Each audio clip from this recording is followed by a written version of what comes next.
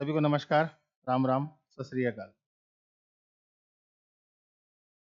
करें शुरू। हम बात कर रहे थे लास्ट क्लास में नंबर सिस्टम की। नंबर सिस्टम के जब हम सवालों की बात करते हैं तो छोटे छोटे छोटे छोटे बहुत सारे रूल्स के साथ जब हम चैप्टर को पढ़ते हैं तो कई टेक्निकल क्वेश्चन जो कैलकुलेटिव होते हैं, उसमें कैलकुलेशन नहीं, स्मार्ट कैलकुलेशन हम उसे सॉल्व कर लेते हैं। आज हम लास्ट क्लास के आगे कंटिन्यूटी की अगर बात करें तो हम पढ़ रहे थे रैशनल के बारे में, तो आज हम समझेंगे इरेशनल के बारे में। तो नंबर सिस्टम में आज इरेशनल नंबर को समझते हैं।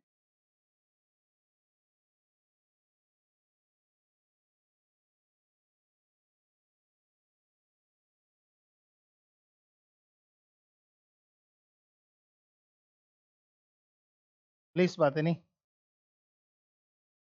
आज पढ़ेंगे। हमारा जो मेन मोटिव है वो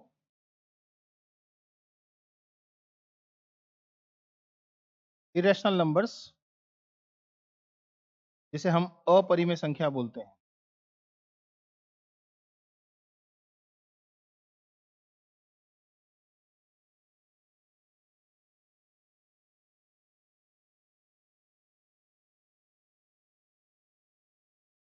देखिए, अपरिमेय संख्या यानी कि इरेशनल नंबर रैशनल नंबर के बाद ही हमें मिला होगा, राइट?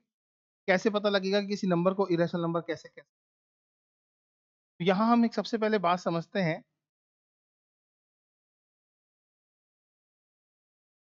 साइन ऑफ सर्ड यानी कि करणी का चिन्ह। इसके अलग अलग फंक्शंस हमें समझ आते हैं इरेशनल नंबर्स के अंदर जो हम काम करते हैं। तो पहले समझते हैं, अगर ये m कोई वैल्यू है, यानी कि इस वैल्यू पर कोई फंक्शन होना है जो डिसाइड करता है यहाँ पर जो की पावर होती है, थर्ड्स पावर। जब यहाँ कुछ भी नहीं दिखाई देता तो ये बेसिकली उस समय 2 के बराबर होता है। इस 2 का मतलब है स्क्वायर रूट निकालना, राइट? और स्क्वायर रूट के लिए ये 2 आपको दिखाई नहीं देगा। फिर कभी कभी यहाँ पर आपको 3 दिखाई देगा, इसका मतलब है क्यूब का रिवर्स क्यूब रूट। कभी कभी यहाँ 4 दिखाई देगा, फोर्थ रूट, एंड सो। तो ना दिखाई देने पर फंक्शन स्क्वायर रूट होगा, बाकी दिखाई देने पर अकॉर्डिंग टू एक्सपोनेंट होगा।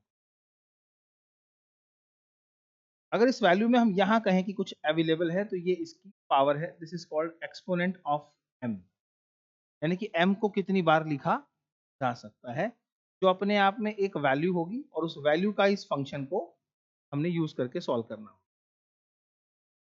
यहाँ भी कोई टर्म है, उसका इससे पूरा कोई रिलेशन नहीं है, सिर्फ इतना ही है कि ये टर्म इससे मल्टीप्लाई होकर बनी है, यानी कि जो बाहर लिखी हुई टर्म है वो एक तरह से कोफिशिएंट यानी कि उसके गुणांक की तरह काम करती है। जैसे x के आगे 2x लिखा होता है तो 2 इंटू में x का सेंस होता है, वैसे अगर 5√3 लिखा है तो 5 उससे मल्टीप्लाई होने की। यस। अब इस सिचुएशन में मान लो कि ये r है, राइट और रॉन्ग, और यहाँ पर कुछ भी है तो वो x है। तो ये चार जो वैल्यूज हैं ये आपको रीड करनी अच्छे से आनी चाहिए, सबका मतलब पता होना। ये बेस है, ये एक्सपोनेंट है, एक्सपोनेंट ऑफ बेस, राइट और रॉन्ग। और ये फंक्शन है एक तरह से, स्क्वायर रूट होना है, क्यूब रूट होना है, फोर्थ रूट होना है, और ये इसका एक तरह से कोफिशिएंट है, राइट और रॉन्ग। अब इन चारों के बाद मैं दो तरह की सर्ट्स लिखूंगा तो आपको इरेशनल बात समझ आएगी। यदि मैं आपसे इस ग्रुप के नंबर की बात करूं तो ये नंबर आपको दिखते तो हैं अंडर रूट के फंक्शन के हिसाब से, लेकिन अगर आप इन नंबर का आंसर निकालोगे तो आप निकाल पाओगे। आपको होगी सर इसका आंसर 2 आएगा, और इसका आंसर, और इसका आंसर, यस और नो। इस 2 को बेसिकली आप कहेंगे this is possible to write 2/1। इस 3 को आप कहेंगे this is 3/1 and this is 4/1। Means ये टर्म्स आपकी p/q है, जहां पर q की वैल्यू नॉट इक्वल टू 0 है। यस और नो। इसका मतलब ये हुआ कि ये जो सिचुएशन हमें दिख रही है ये कंडीशन तो रैशनल नंबर की है। अगर ये रैशनल है तो ये रैशनल है, और ये रैशनल है तो फिर ये भी रैशनल। मीन्स कहने का अर्थ ये हुआ कि ये सारी की सारी कंडीशन इरेशनल नहीं है, ये सब रैशनल है। तो रूट में लिखी हुई किसी वैल्यू को देखते ही ये कह देना कि रूट की टर्म्स इरेशनल नंबर होती हैं, गलत होगा। अब आप देखिए कि 4 और 9 जो रूट में लिखे हुए हैं, के बीच में तो बहुत सारे नंबर है ना। हुँ? अगर मैं कहूं कि 4 के बाद अंडर रूट 5 क्या है, वो आपको एग्जैक्टली 2 नहीं दे पाएगा। अंडर रूट 6 क्या है, वो भी आपको, अंडर रूट 7 क्या है, अंडर रूट 8 क्या है। यानी कि ये सारी की सारी जो वैल्यूज हैं, ये जो भी आंसर देगी वो 2 और 3 के बीच का देगी, ना वो 2 होगा ना 3 होगा।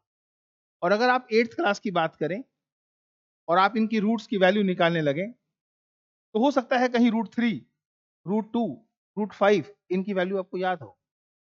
Root 3 is equal to 1.732, but वो इतनी नहीं है। 1.732 एंड सो ऑन आगे पता नहीं कहां तक है। रूट 2 इज इक्वल टू 1.414 तक खत्म नहीं है, कॉन्टिन्यूटी में पता नहीं कहां तक है। जब इन आंसर को हम निकालते हैं तब हम देखते हैं कि ऐसा क्या हो पा रहा है कि हम इन टर्म्स को पी अपॉन क्यू की फॉर्म में नहीं लिख पा रहे। और जब आप टर्म्स को पी अपॉन क्यू की फॉर्म में नहीं लिख पा रहे हैं, तभी आपके रैशनल से इरेशनल नंबर्स पैदा होते हैं। यस और नो? तो आप रूट 5 को इरेशनल नंबर क्यों कहेंगे? एक छोटी सी बात, रूट 5 का मतलब क्या है? रूट 5 का मतलब है इसकी वैल्यू बताना है, क्या आंसर हो सकता है इसका। तो 9th क्लास में इरेशनल नंबर आए थे, लेकिन जब आप 8th क्लास में थे तो स्क्वायर एंड स्क्वायर रूट का चैप्टर आया था। यानी कि स्क्वायर एंड स्क्वायर रूट निकालने में जब दिक्कत आएगी तो इरेशनल कंडीशन पैदा होंगी। यस और नो? वहीं पर आपकी कुछ क्वेश्चन आए थे, find the square root of the given number in 2 decimal places, 3 decimal places, 4 decimal places. तो यानी कि जब वैल्यू डेसिमल में आंसर दे रही थी, तभी सिचुएशन पैदा हुई थी कि डेसिमल की वैल्यूज में 2 तरह की डेसिमल की वैल्यू होती है, एक एग्जैक्ट आंसर देने वाली और एक एग्जैक्ट ना। यानी कि पिछली क्लास की अगर हम बात करें तो टर्मिनेटिंग और नॉन टर्मिनेटिंग। तो जब नॉन टर्मिनेटिंग सिचुएशन में नॉन रिकरिंग हो जाता है, रिकरिंग और नॉन रिकरिंग क्या है? रिकरिंग मतलब पैटर्न का रिपीट होना, और नॉन रिकरिंग का मतलब है पैटर्न का ना रिपीट होना। तो जब डेसिमल में रूट की वैल्यू को सॉल्व करते समय नॉन रिकरिंग सिचुएशन आती है, तब इरेशनल नंबर पैदा होता है। राइट? समझ आई बात? अब इसके पैदा होने की सिचुएशन क्या है? हमारे पास सिर्फ एक बेसिक सा रूल है, इस समय यहाँ 2 है तो स्क्वायर रूट निकालना है। तो हम लोगों ने स्कूल टाइम में पढ़ा, जो भी इस वीडियो को देखेगा वो समझे कि मैं ये कोशिश कर रहा हूँ कि 8वीं और 9वीं क्लास में जो लोग लॉकडाउन में से निकले थे, उनको पता ही नहीं था कि ये चैप्टर में भी कुछ था। उस 2 साल के पीरियड में जो 7वीं से सीधा 10वीं क्लास में आया होगा, उसका गणित कितना खराब होगा समझ सकते हैं। पढ़ाई नहीं है, मोबाइल हाथ में आते ही वीडियो गेम हाथ में आ गई थी। कॉपी के पीछे क्या होता था ये तो घर वालों को पता है।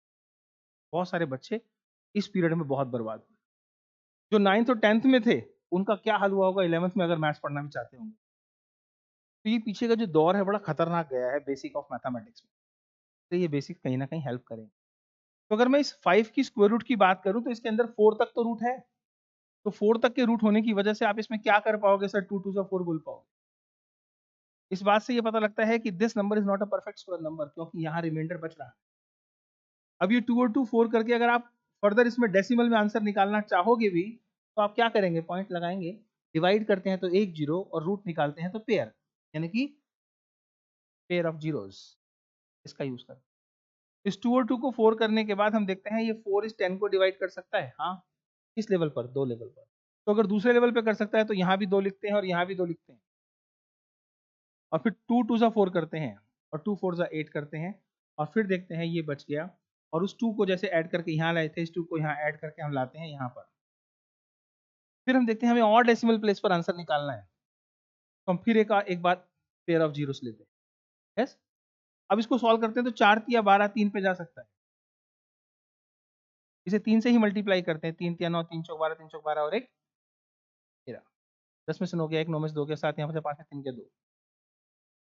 इस 3 को अब ऐड करते हैं तो फिर हमारी वैल्यू और आगे जाती है, और हम देखते हैं दिस इज 4 4 6। फिर 1 पेयर ऑफ जीरो लेते हैं, फिर कैलकुलेशन करते हैं और देखते हैं कि 4 6 24 6 पे जा सकता है। 6 6 36 6 36 3 39 6 चौक 24 24 27, 26, 24, 24, 26। आप क्या देख रहे हो? We are not able to finish this calculation. ये कंटिन्यू प्रोसेस चलता रहेगा और अभी देख रहे हैं कि कोई पैटर्न रिपीट नहीं हो रहा है। 2.236, अभी आगे और देख लें। 10 में से 6 क्या 4? या मैं आपसे ये कहूं कि मुझे कैलकुलेशन में क्या मिलने वाला है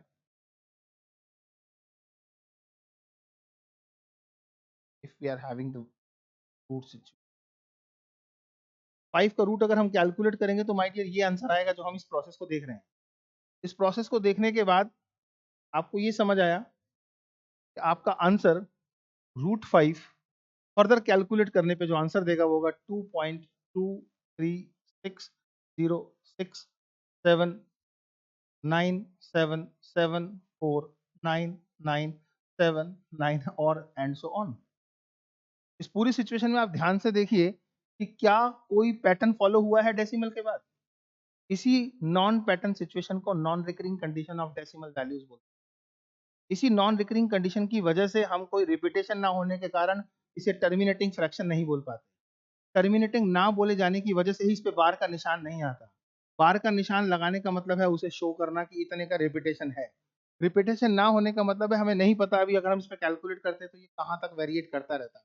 इसी वेरिएशन के स्टॉप ना होने की वजह से हम ये डिसाइड नहीं कर पाएंगे कि अगर इसे डेसिमल का 1 माना जाए तो आगे कितनी जीरोस लगाकर इसे कैंसिल आउट किया जाए। And this is the reason of non repeating, non recurring and that consider as a irrational. समझ आया? तो अब हम कहेंगे कि रूट के अंदर वो टर्म्स जो रूट को खत्म नहीं कर पाती हैं उन्हें हम इरेशनल बोलते हैं। क्लियर? या फिर डेसिमल के बाद कोई ऐसी टर्म्स जो नॉन रिपीटिंग, नॉन रिकरिंग होती है, यस और नो, उसे इरेशनल बोलते हैं। क्लियर हो गया? समझ आई बात? तो ये तो था अंडरस्टैंडिंग ऑफ इरेशनल नंबर। बहुत सारे लोगों को इरेशनल नंबर के बारे में काफी कुछ नहीं पता होगा। अब अगर हम इन जनरल की बात करें कि मेरे √2 की वैल्यू क्या होगी, सपोज मैं √2 के रूट की बात करूं तो √2 की वैल्यू क्या होगी? दिस इज 1.4142135623731 और आगे भी। यदि आप इन दो नंबर्स को ऐड कर लो तो ये डॉट्स पता नहीं है कि क्या है ये, तो ये भी ऐड होने के बाद √5 को अगर आपने √2 में ऐड किया, ऐड होने के बाद आप ये तो कह सकते हो कुछ होगा, लेकिन ये फिर भी नहीं कह पाओगे कि एग्जैक्टली क्या होगा। तो दो इरेशनल नंबर का जो सम है वो कभी भी रैशनल नहीं हो सकता। यस, यही पढ़ते थे आप 9th क्लास में। The sum of the two rational number is always irrational. The sum of the two irrational number is always irrational. यदि आप इसे सब्ट्रैक्ट करेंगे तब भी आप डेफिनेटली नहीं बता पाओगे कि डेसिमल में कहां खत्म होकर ये डॉट खत्म हो जाएंगे। That means the difference of the two irrational numbers is irrational number. Yes, अगर मैं कहूं कि मेरे पास एक नंबर 2 है जिसकी वैल्यू 2 ही होती है, लेकिन एक नंबर √2 है जिसकी वैल्यू 1.41421356 एंड सो ऑन, पता नहीं कहां तक। अगर मैं इन दोनों के संग कोई क्रिया करूं तो एक रैशनल और एक इरेशनल। यदि आप एक रैशनल नंबर को इरेशनल नंबर में ऐड करते हैं तो वो क्या होना चाहिए? That will be irrational number, क्योंकि डेफिनेटली ये नहीं डेफिनेट आंसर दे देगा। और अगर इसमें से आप इसको सब्ट्रैक्ट करते हैं तो भी आपके पास ये निकलता है कि क्या होना चाहिए ये, this is again irrational number. तो अगर दो इरेशनल नंबर्स को ऐड और सब्ट्रैक्ट करें तो इरेशनल तो होगा ही होगा, लेकिन अगर उस दो में से एक रैशनल भी हो जाए ना तो दूसरा वाला इरेशनल उसे कभी रैशनल नहीं होने देगा, चाहे ऐड करें सब। थ्योरी क्लियर हो रही है? ठीक। कंपटीशन लेवल पर इतनी बातें कोई करना नहीं चाहता, याद कर लो, दिमाग में डाल लो, ऐसा होता है। होता क्यों है? दिख तो रहा है क्यों होता है। यस, अब जब ये बात समझ आती है, कई बार बच्चों को मेरी वीडियो देखने के बाद लगता है कि सर 9th में मिले होते तो मजा आता, क्योंकि हमने 9th में सिर्फ सुना था कि इरेशनल कुछ होता है, विजुअलाइज तो हो ही नहीं पाती थी चीजें। राइट और रॉन्ग? कॉन्सेप्ट विजुअलाइज हो जाए तो मैथ्स बहुत इंटरेस्टिंग है। अच्छा जी, ये तो किसी ने बढ़िया बनने नहीं दिया, क्योंकि वो बहुत बोलते नहीं थे, बस कह रहा लिख लेना, दिमाग खराब कर रहा है। मेरा मास्टर नहीं बताता था यूं, तन्ने पता है सारा। इस चक्कर में धमका देते हैं बच्चों को, फिर वो क्या सीखेगा बेचारा? हर कोई सीख सकता है, यस और नो, बस कारण तो पता लग जाए। तो दिस इज क्लियर। तो रीजन के साथ चीज सीखो, समझ आएगा। हम जब सुबह जब छोटे हुआ करते थे तो ऐसे चारपाई पे बैठकर पैर हिलाते रहते थे, तो दादी डांट देती थी, पैर मत हिलाओ, आराम से बैठो। दादी को लॉजिक नहीं पता था, लेकिन दादी बोलती थी तो हमें लॉजिक नहीं पता होता तो हम पैर रोक लिया करते थे। बड़े होकर लॉजिक पता लगा। पता है आपको क्या? साइंस आपके हार्ट को कमजोर करता है फंक्शन। यदि आपके पैर लटके हुए हैं, स्टेबल नहीं है और हिल रहे हैं, तो ब्लड का जो सर्कुलेशन है वो ऊपर की जगह नीचे की तरफ भागता है, और ऐसे में हार्ट को ब्लड सप्लाई कम होती है, और इससे धीरे धीरे इस हैबिट की वजह से हार्ट के वीक होने के चांसेस होते हैं। यस और नो?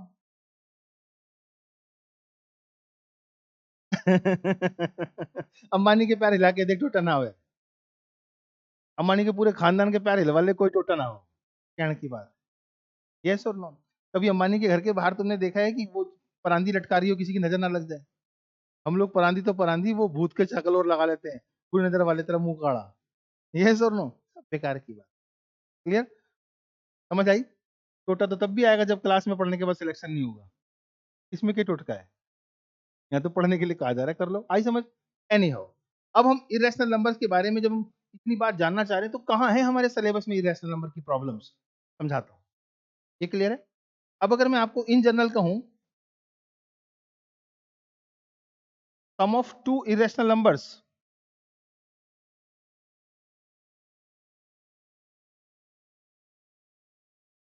Is what? कोई शब्द बताने से पहले आपको अंदर से फील तो होना चाहिए ना कि लैंग्वेज का मतलब आपको समझ भी आ रहा है कि नहीं आ रहा है। दो अपरिमेय संख्याओं का जोड़ क्या है? एक अपरिमेय संख्या की difference of to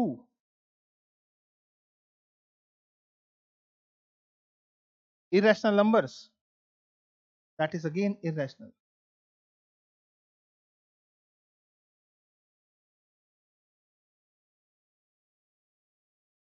Sum of an irrational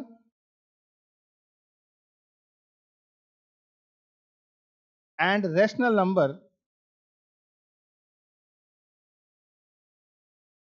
is again irrational. And similarly, difference of the same is called irrational. ऐसे लोग सर्ट्स डायरेक्ट पढ़ाना शुरू कर देते हैं, अंडर रूट, स्क्वायर रूट वगैरह। कहाँ से क्या प्रॉब्लम आ रही है उसे देख तो लो एक बार।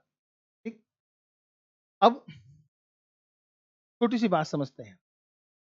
अगर हमारे पास x की वैल्यू 1/√3 है, यस और नो, तो इसको देखकर क्या लगता है? ये एक इरेशनल नंबर तो है, ये इरेशनल नंबर है, लेकिन इसका जो डिनोमिनेटर है वो एक रैशनल नंबर नहीं है।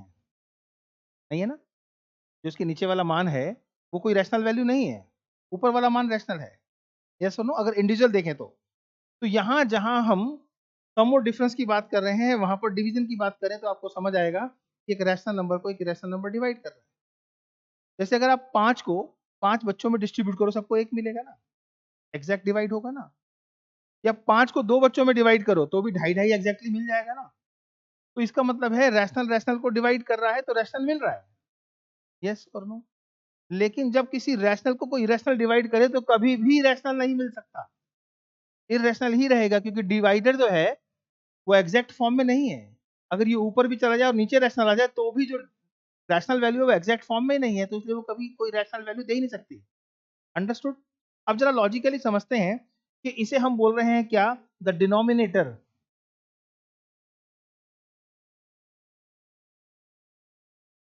इस डिनोमिनेटर को आप बोल रहे हैं क्या? ये एक इरेशनल है।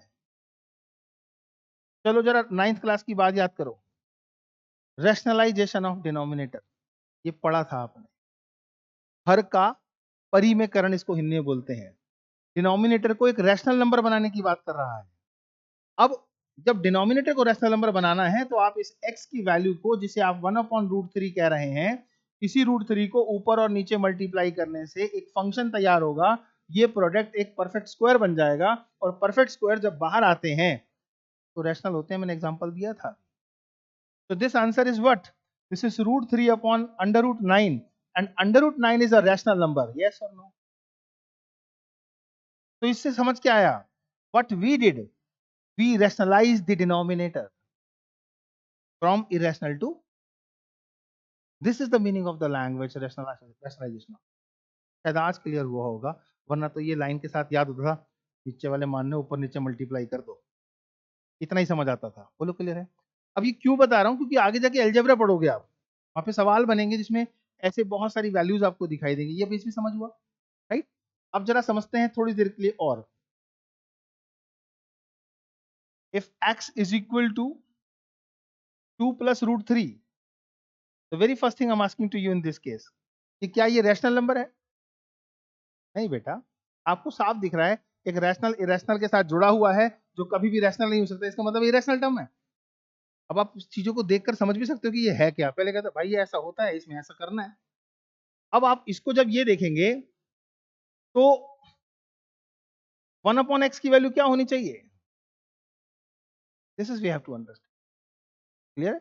इसका मतलब है ये रेसिप्रोकल है, तो इसका भी रेसिप्रोकल ही करेंगे। तो 1/x की वैल्यू को जैसे ही आप लिखेंगे तो वो 1/2 प्लस रूट 3 होगा। यस और नो? अब आप कहेंगे this is the problem of irrational number in denominator, यानी कि यहां पर आपके पास डिनोमिनेटर में इरेशनल नंबर है और यहां आपको जरूरत पड़ेगी रैशनलाइजेशन ऑफ डिनोमिनेटर। यस? इस समय में और पिछले वाले क्वेश्चन में क्या फर्क है? वो एक मोनो था, ये बाइनो है। वो एक पद था और ये दो पदों का रिजल्ट है। तो जब हमारे पास ये सिचुएशन आती है तो हम 2 के स्क्वायर से कोई नंबर लाएंगे तो रैशनल रहेगा, लेकिन रूट 3 का जब तक स्क्वायर नहीं होगा तब तक वो रैशनल नहीं बनेगा। यस और नो? इन दोनों नंबर को रैशनल लेवल पर कन्वर्ट करना है तो सिर्फ एक ही सोर्स है, स्क्वायर। यस और नो? नहीं समझ आया? एक इरेशनल नंबर का अगर वो रूट 3 है या रूट 5 है, आप उसे रैशनल बनाना चाहते हैं, स्क्वायर करते ही रैशनल हो जाएगा। यस? अंडरस्टूड? तो बेटा मैं ये कह रहा हूं कि अगर मेरे को यहां पर इन दोनों का सेपरेट स्क्वायर करना है तो मुझे याद आता है एलजेब्रा। एलजेब्रा का वो लेवल जहां पर हमने एक आइडेंटिटी पढ़ी, ए स्क्वायर माइनस बी स्क्वायर करने का मौका तभी मिलता है जब दो वैल्यूज प्रोडक्ट में हो और एक नेगेटिव तो दूसरी पॉजिटिव। इसी वजह से कि हम इसके दोनों के सेपरेट स्क्वायर करके इनको रैशनल बना सकें, स्कूल टाइम में ये बताया जाता है कि इस प्लस को यहाँ माइनस की जरूरत है, जबकि बताया ये जाता है कि इसके माइनस को मतलब इसके साइन को चेंज करके ऊपर नीचे मल्टीप्लाई सेम टर्म से करना। सेम टर्म से क्यों करना है?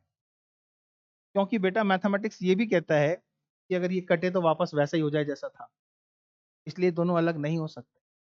हाँ, ये कन्फर्म है कि इनका साइन इनके साइन के अपोजिट होगा। अपोजिट मतलब प्लस है तो माइनस, माइनस है तो प्लस। उस समय आपकी 1/x की वैल्यू में आपको दिखेगा कि ऊपर चले जाएगा -2 माइनस रूट 3, और ये दोनों सेपरेट स्क्वायर होने के बाद रिएक्ट करेंगे 4 माइनस 3, और ये आंसर आएगा 2 माइनस रूट 3, और 4 में 3 गया 1। इस समय आप कह पाओगे your denominator is a rational number and this is called rationalization of denominator in binomial. Got it? अब आपको पता लग गया कि यहाँ पर जो आपकी द्विपदीय आधार है उसमें आपको ए स्क्वायर माइनस बी स्क्वायर की आइडेंटिटी से ही काम चलाना। क्लियर है? इस पर बनने वाले सवाल कैसे हैं? अलजेब्रा आएगा ना, आगे जाके पढ़ाऊंगा ना, तो इस पे बनने वाले सवालों के लिए आज पहले अपने आप को ठीक तो कर लो। अब किसी ने पूछा, ये हो गया? कोर्स खत्म करना बहुत आसान है बेटा, सवाल पे सवाल कराओ और हो गया जी, हमने ये चैप्टर भी करा दिया, हमने ये भी करा दिया। मैथ सिखाना बहुत मुश्किल काम। ऐसे ऐसे मैजिक आप देखते होंगे फेसबुक पे या यूट्यूब पे, यो ऐसे हो जाएगा, यो ऐसे हो जाएगा, यो ऐसे हो जाएगा। अरे भाई तेने सारे मेथड पता है, तेरे को सारे रीजन पता है, तेरे को पता है क्यों हो जाएगा। सामने वाले को तो ये फील नहीं हो रहा कि रीजन क्या है, फिर वो कैसे समझ पाएगा अगर कुछ चेंज आ गया? तो मैथ सिखा नहीं रहे लोग, जादू कर रहे। जादू नहीं, कंसेप्ट। अब बताओ, अगर आपसे मैं एक सवाल पूछूं, देखो, इफ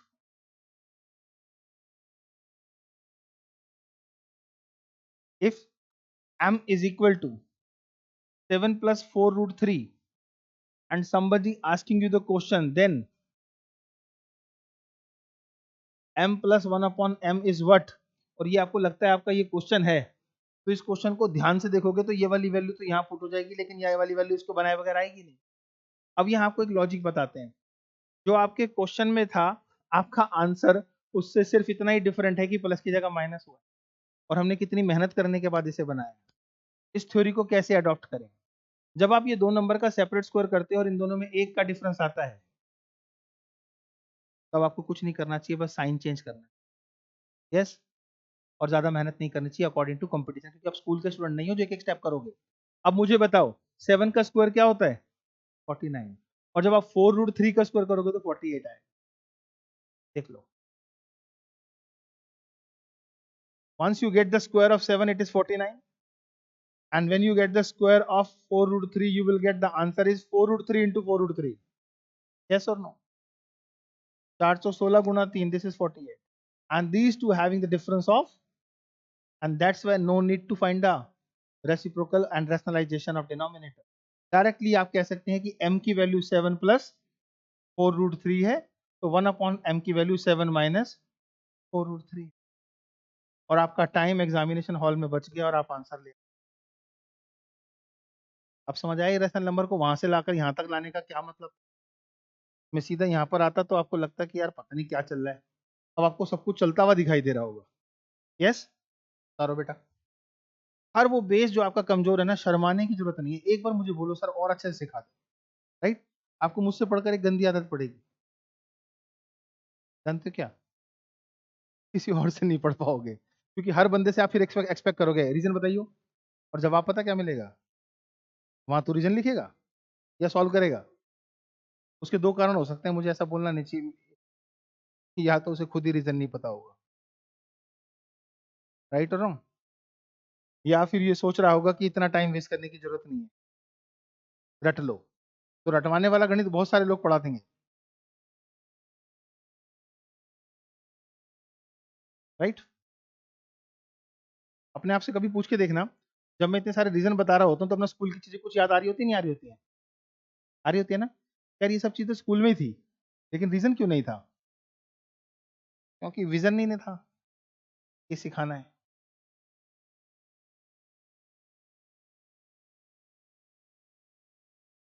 चलो, होप क्लियर है, आगे बात करते हैं।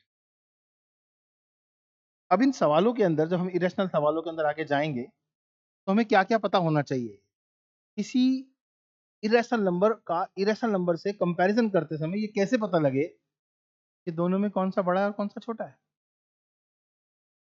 अब √2 is less than √3, yes, and this is less than √4, this is less than √5, and this is less than √9, क्योंकि इसका एग्जैक्ट आंसर मुझे पता है, इसका आंसर 1 है, और इसका आंसर 2 है, और इसका आंसर 3 है, यस और नो? अगर ये नंबर इस तरीके से बड़े हैं, जिनको हम नेचुरली जानते हैं, कैसे? नेचुरल नंबर की फॉर्म में या रैशनल नंबर की फॉर्म में, अगर ये इससे बड़ा है, ये इससे बड़ा है, तो इसका मतलब है ये इससे बड़ा है, तो ये तो बीच में फंस गया ना, तो जाहिर सी बात है ये इससे बड़ा होगा और ये इससे छोटा होगा। Got it? तो हम जब रूट की टर्म्स में किसी को छोटा या बड़ा देखना चाहते हैं, तो सबसे पहले क्या देखते हैं? √2 और √5 में इनका जो फंक्शन है वो सेम है क्या?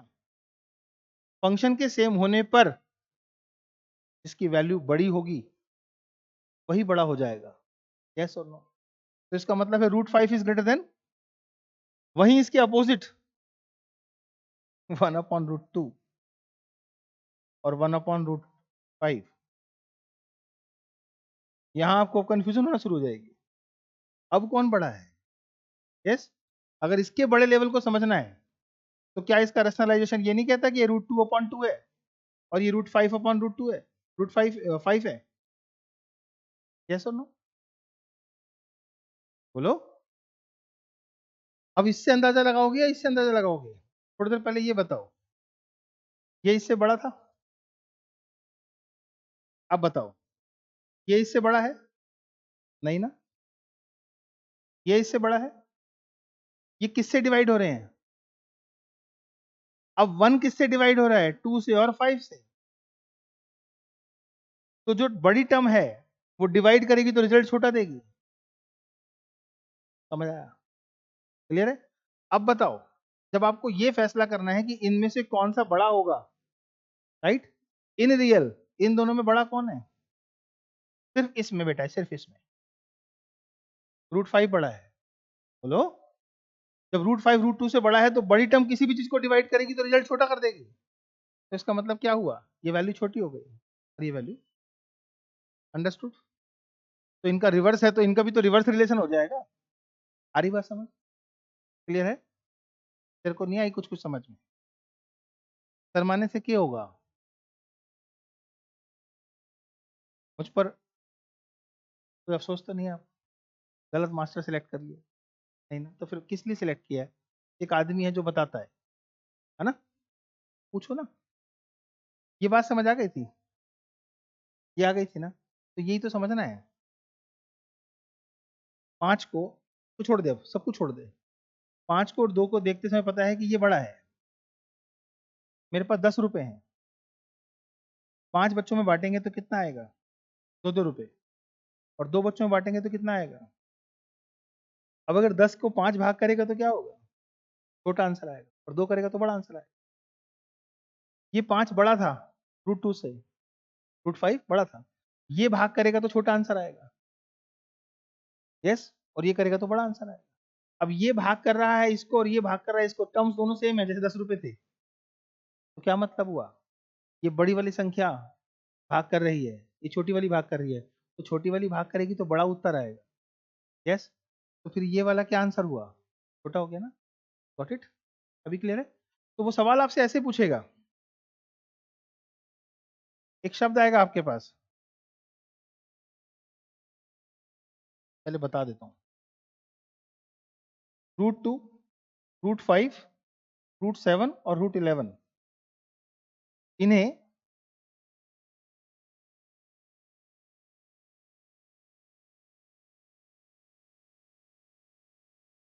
असेंडिंग ऑर्डर में लिखो। इसमें this is called ascending order है, हिंदी में इसे आरोही क्रम बोलते हैं। तो ये असेंडिंग ऑर्डर का मतलब है सबसे पहले छोटी, फिर बड़ी, फिर बड़ी।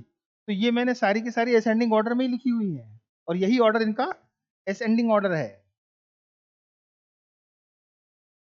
जितने खुश आप हो रहे हो, मैं होने नहीं दूंगा, सवाल की संख्याएं बदलूंगा। इनमें क्यों बता पाए आप तुरंत? क्योंकि फंक्शन, यस, जिस समय ये फंक्शन बदलने लगेंगे तब आएगा पेपर में क्वेश्चन, उस समय आपको मेरी याद आएगी।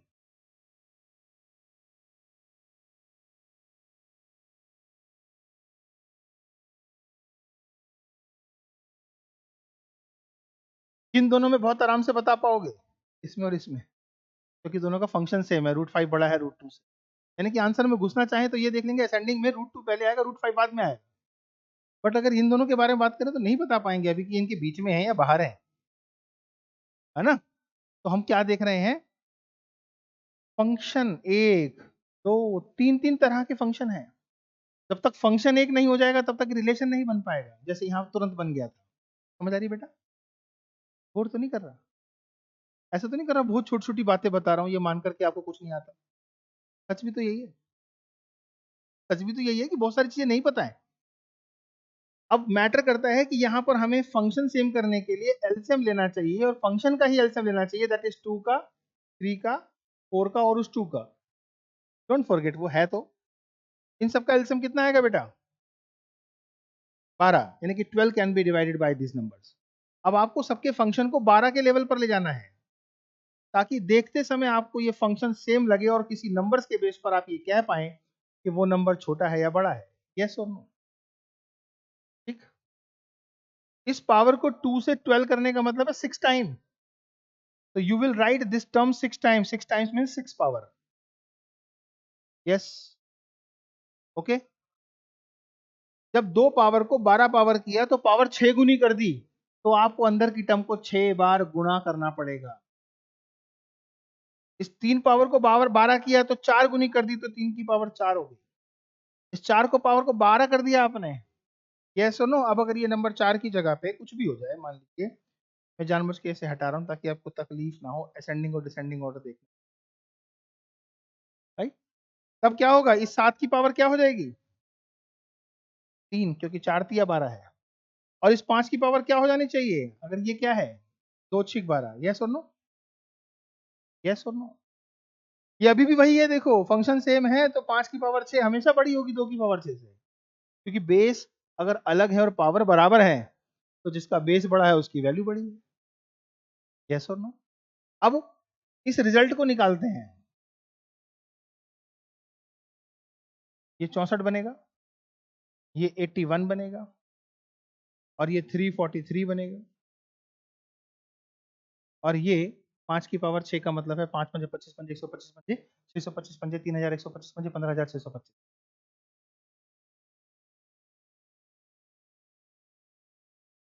अब आपको साफ दिखाई देता होगा सर, आपने जो दिया था वो असेंडिंग ऑर्डर ही था। अब क्यों कह सकते हो ये इससे बड़ा है, ये इससे बड़ा और वो इससे बड़ा है और सारे के सारे बढ़ते हुए क्रम में ही है और फंक्शन सबका। ये बात जो आप यहाँ कह पा रहे हो वहां क्यों नहीं कह पा रहे थे? क्योंकि फंक्शन सेम होने के बाद डिक्लेयर कर सकते हैं। अंडरस्टूड? और फंक्शन सेम करने के बाद अंदर की टर्म्स में जो बड़ी होगी वो बड़ी ही होगी, जो छोटी होगी वो। I hope understood? When he will ask you the question which one is the ascending order in the given four options of the four irrational numbers, ये पूरी भाषा समझ आई होगी आपको मैंने क्या बोला। चार अपरिमेय संख्याओं का आरोही क्रम क्या होगा चार दिए गए विकल्पों में, तो वो चारों जो भाषा बोल रहा है in English, right? Ascending order of the four irrational numbers. तब आप बता पाएंगे कि yes I know I can do this. Clear? Note करो। हो गया? मजा आ रहा है मैथ सीखने में?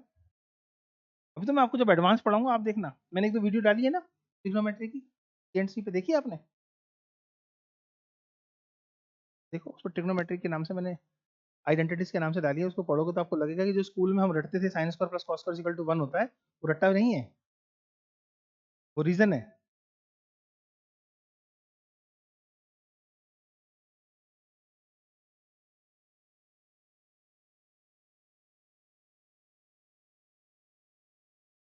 हैप्पी?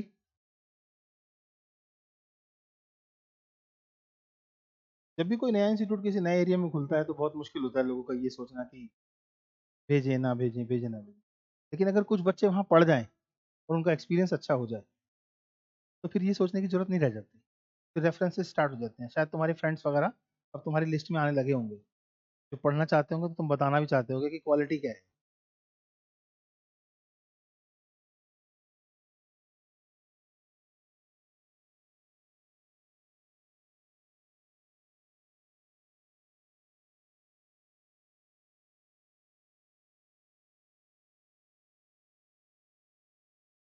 क्या हुआ?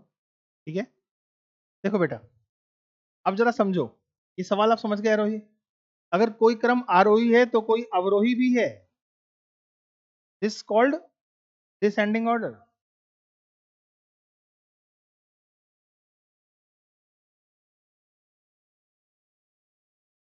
ये आपको डाउन दिखाई दे रहा है, इसमें फर्क कितना है?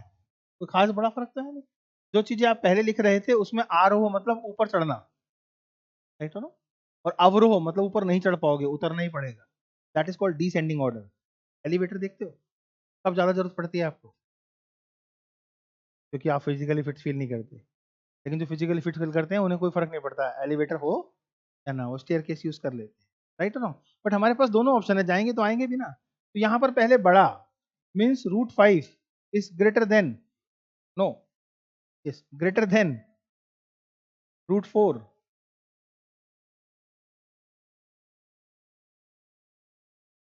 Is it true? Yes. And what about this?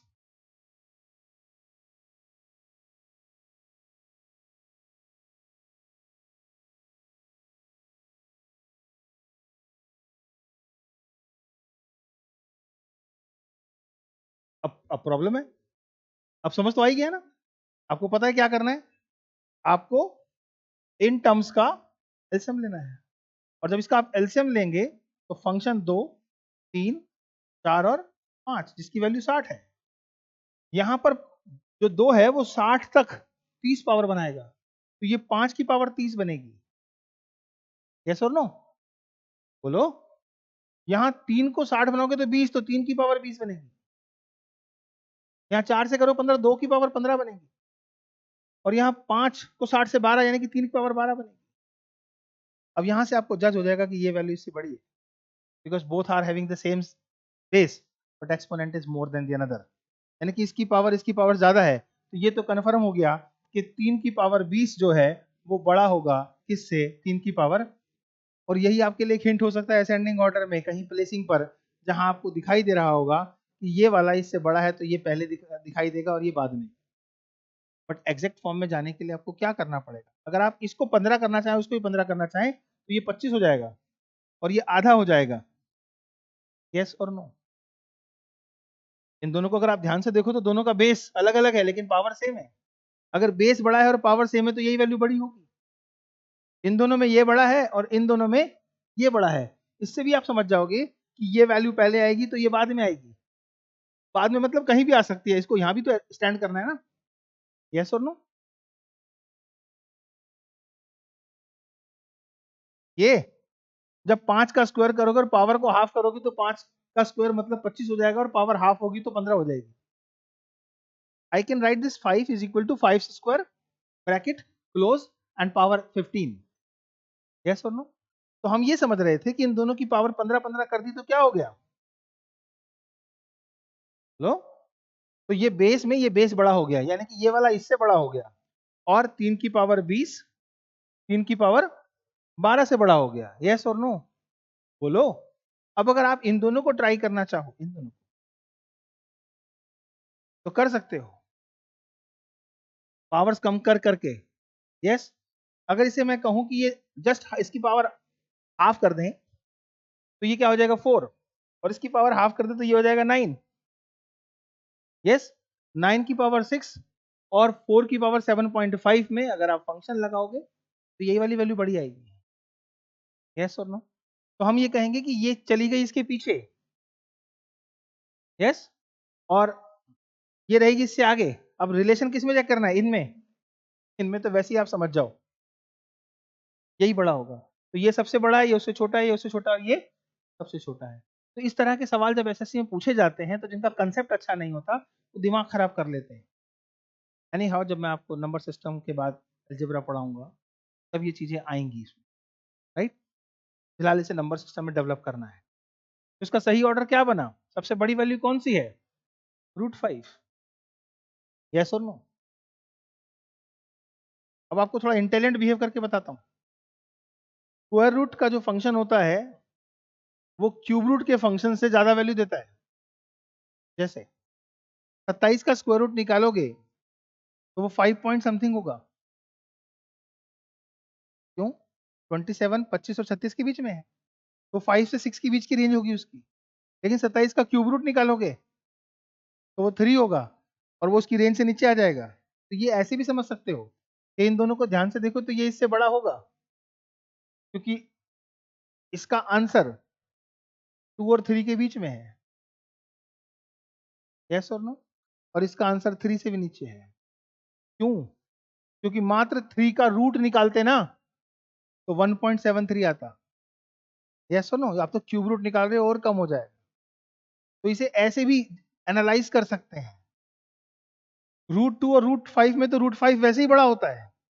√5 निकालना बड़ा आंसर निकालना है, √2 निकालना छोटा आंसर निकालना है और √2 का 2 नहीं 4th रूट निकाल रहा था वो तो और छोटा हो जाएगा। ये कब आएगा आपको समझ? जब आप उसको बिल्कुल क्लोज से नंबर्स के एनालिसिस पर समझ पाओगे। Got it? एनी हाउ, ये समझ आ गया। आइए और बात करें।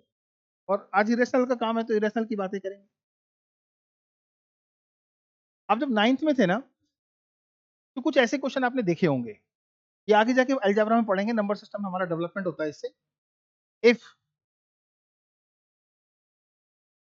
x is equal to 3 plus √2, या यूं कहूं 1/3 प्लस 2√2,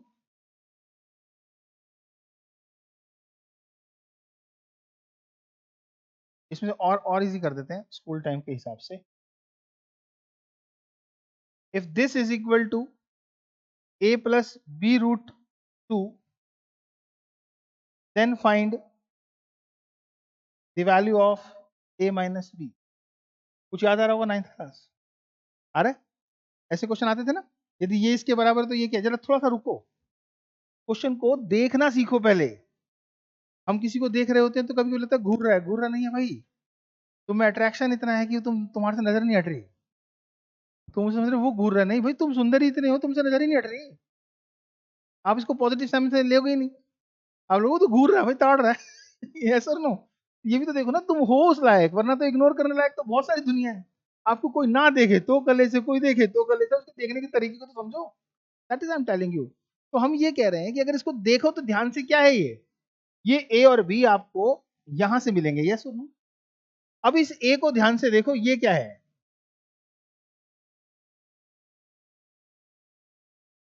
रैशनल। और ये पूरी टर्म क्या है? मैं वापस वहीं पहुंच जाऊंगा बेटा जहां से मैं शुरू हुआ था। इस इरेशनल में बी क्या है? Coefficient of irrational. इस पूरी सिचुएशन में ए और बी कब निकले? जब नीचे क्या है? और नीचे क्या है? रैशनल। क्वेश्चन में क्या है? इरेशनल। तो जब तक ये टर्म आप देखोगे तो ये क्या है? ए और बी की वैल्यू कब तक नहीं मिल सकती? जब तक नीचे रैशनल ना हो। यस? समझ आई मेरी बात? इसीलिए जब हम स्कूल में पढ़ते थे इस सवालों को, ए और बी का मान निकालने के लिए, तो हमारा दिमाग सीधे सीधे रेक्टिफिकेशन की कैलकुलेशन में घूमता था। उठाओ लेफ्ट वाला। ऐसे सवालों में क्या करते हैं बेटा, ये लैंग्वेज होती है स्कूल में, इसका साइन चेंज करते हैं। ऐसी भाषा होती है, इसका साइन चेंज करते हैं और इसे सॉल्व करते हैं। इसे सॉल्व करते समय ऊपर क्या आ जाएगा? 1 से मल्टीप्लाई होकर ये, यहाँ क्या आ जाएगा? ए प्लस बी ए माइनस बी की आइडेंटिटी लग जाएगी, तो 3 तिया 9। इसको इससे मल्टीप्लाई करेंगे तो 8। फिर जब ये सॉल्व हो जाएगा तो क्या आंसर आएगा बेटा? 3 minus two root two upon 1। फिर इसका मतलब क्या हो गया? इसका मतलब हो गया sir 3 minus two root two. अब बताओ ये क्या है? सर ये इरेशनल है। इसकी सिचुएशन के नीचे क्या है और उसकी सिचुएशन के नीचे क्या है? तो इसका मतलब है ये दोनों किसके बराबर रख दो। यस और नो? किसको किससे रिलेट करूं? रैशनल को। तो ए क्या है? रैशनल है। तो ए की वैल्यू क्या है? 3 है। अब इसको इसके बराबर रखूं तो रूट टू से रूट टू कट गया, बी की वैल्यू क्या हो गई? -2। यस और नो? तो बी की वैल्यू क्या है? -2। तो आपका आंसर क्या है? जबकि थोड़ी देर पहले इसका आंसर किसी ने 1 दे दिया था। आवाज आई थी मुझे यहां तक, किसी ने बोला इसका आंसर 1 है। बोला ना? जल्दी काहे की है? आपने एक माइनस का साइन का नहीं पकड़ा और आपका आंसर 1 से सीधा 5 पे पहुंच गया। ऑप्शन में 5 भी होगा। नोट करो। समझ आ रहा है? इंटेलिजेंट हो अच्छी बात है, लेकिन जल्दबाजी में अपनी इंटेलिजेंस ही क्यों खराब कर रहे हो? 2 सेकंड और लगाओ बेटा।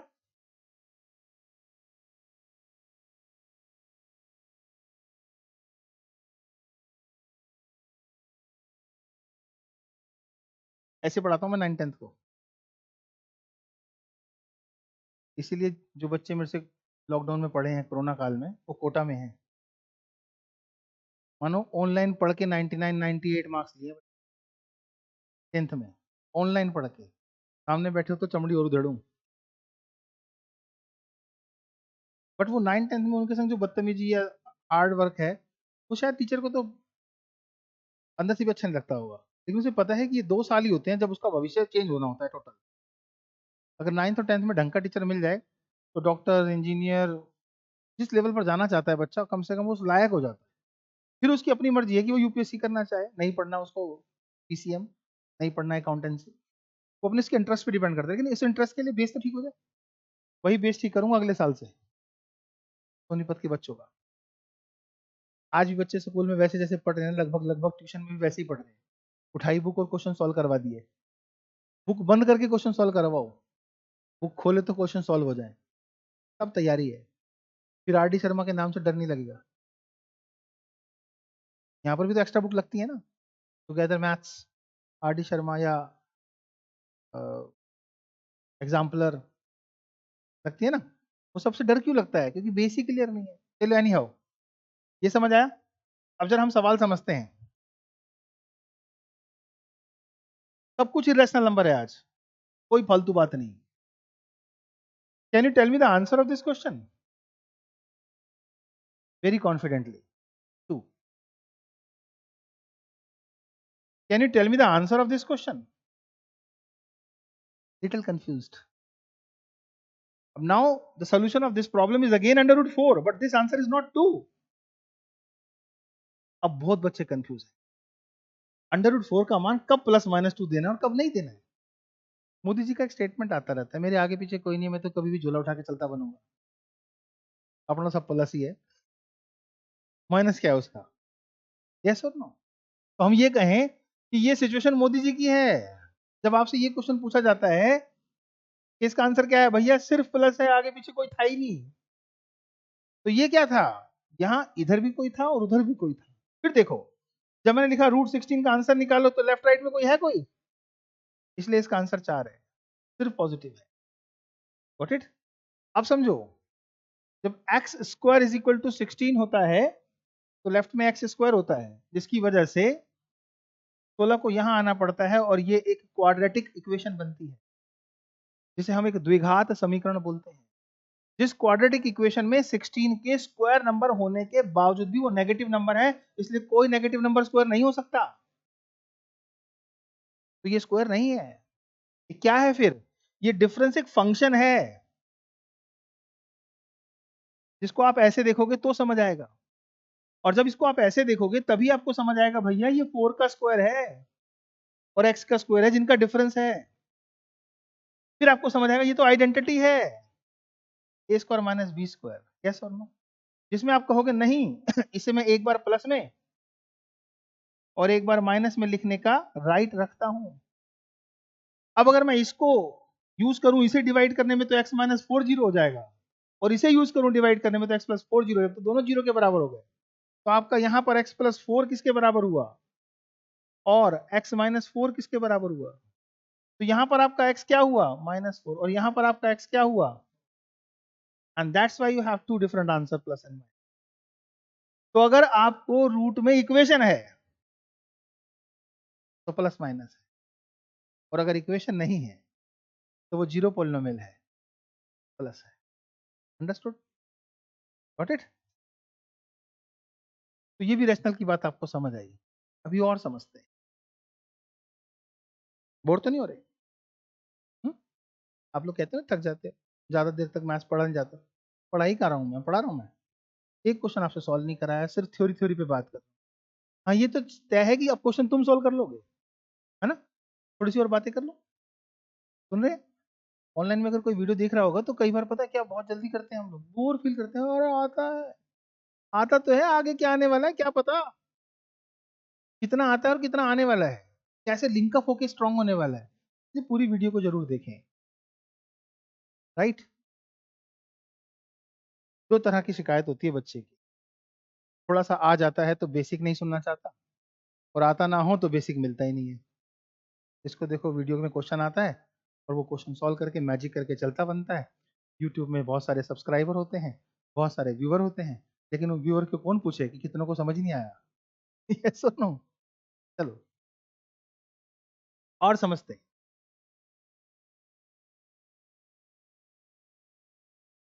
बस बेस बना रहा हूं, सवाल आएंगे।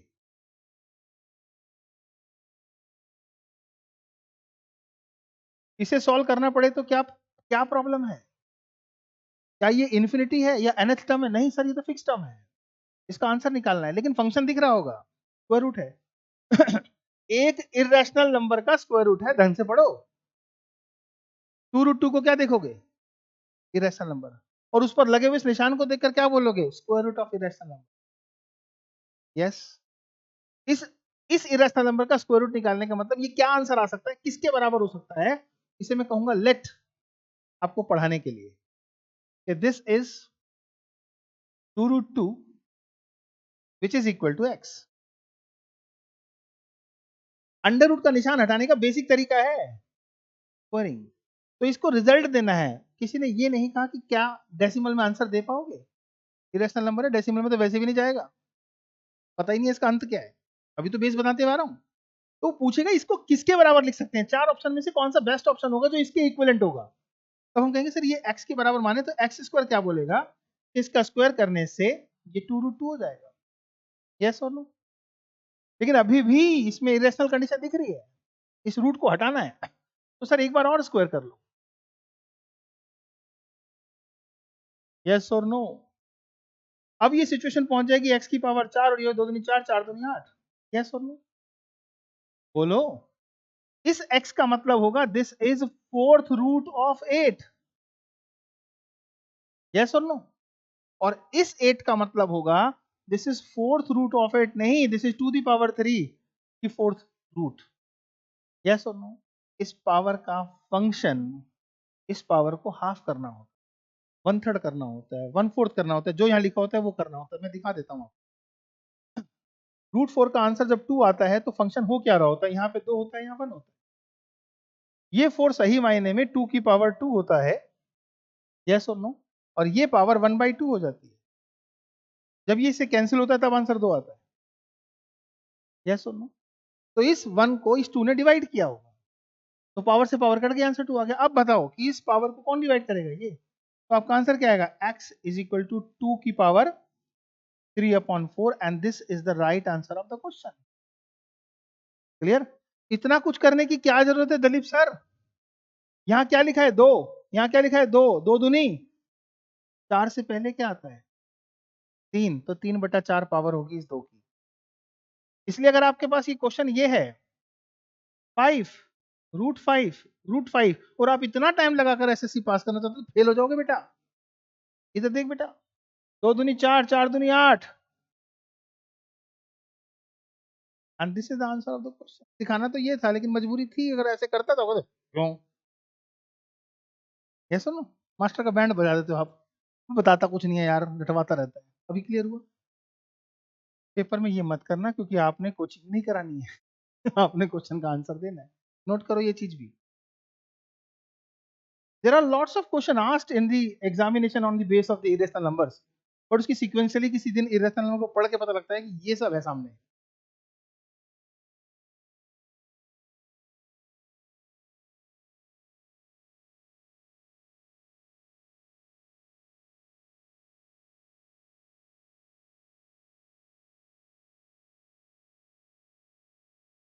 All done?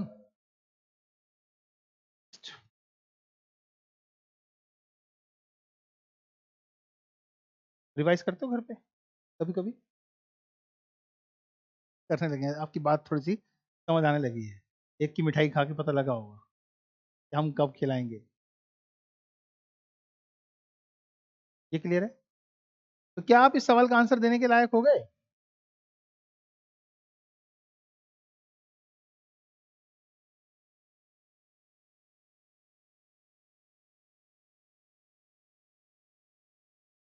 What is the answer of this question Trisha? 3 की पावर कितनी, 2 दूनी 4 दूनी 8 दूनी 16, 15/। यस और नो? कितना जल्दी आंसर दे सकते थे, बट पेपर में ऐसे आते हैं यार, आते ही नहीं है। बहुत अजीब सा था, अजीब सा तो उनके लिए जिनको पता नहीं है। अब आप देखो देखो कैसे आपका दिमाग तेज चल रहा है, कहाँ रुकेंगे। चल रहा है ना?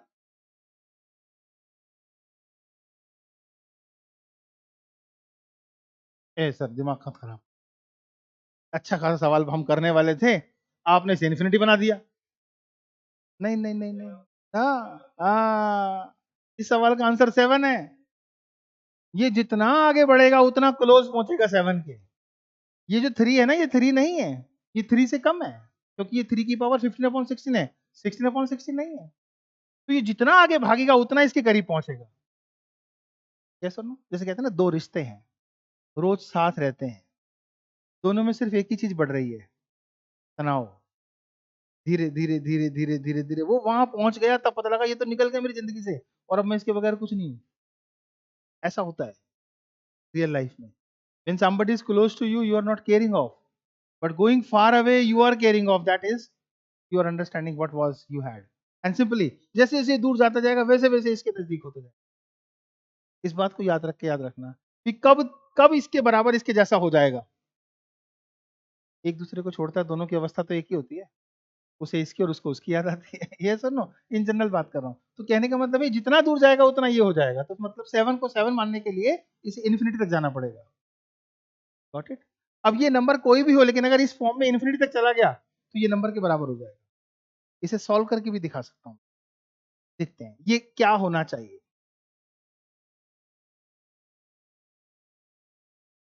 Late x is equal to this.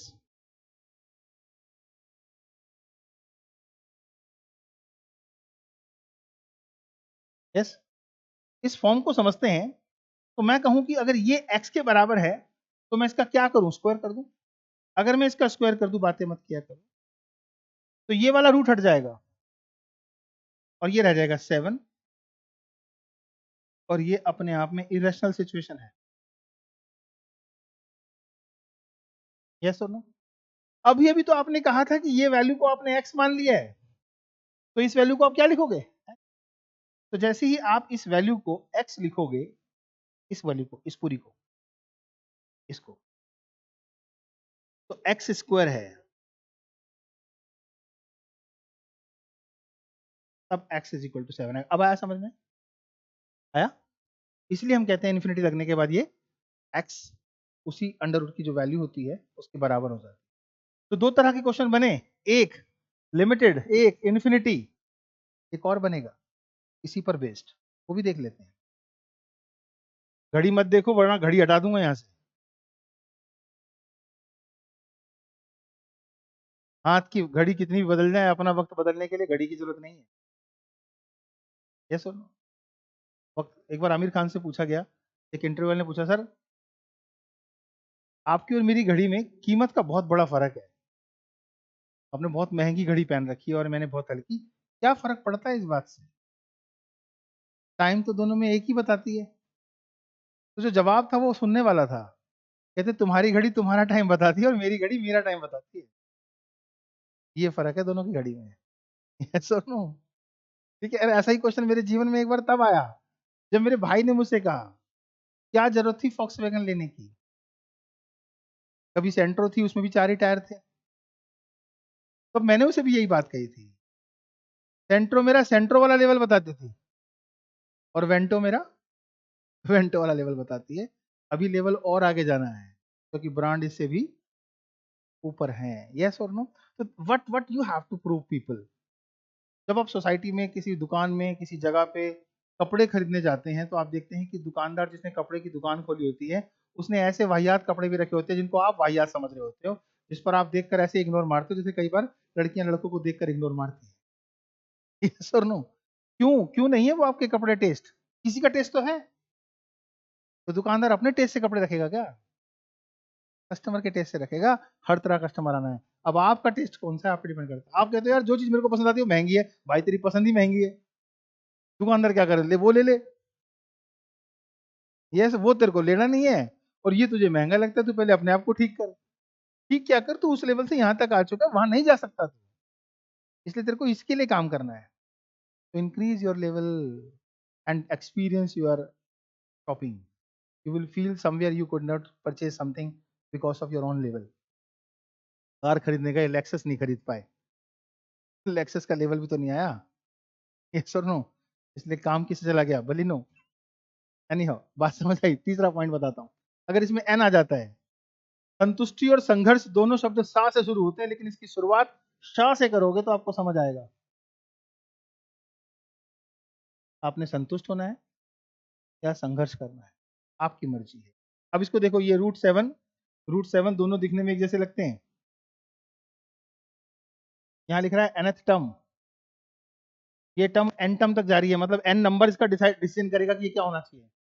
तो ये नहीं है, ये कहता है मुझे नहीं पता अंत क्या है और ये कहता है मुझे पता है अंत क्या है, दोनों में डिफरेंस है।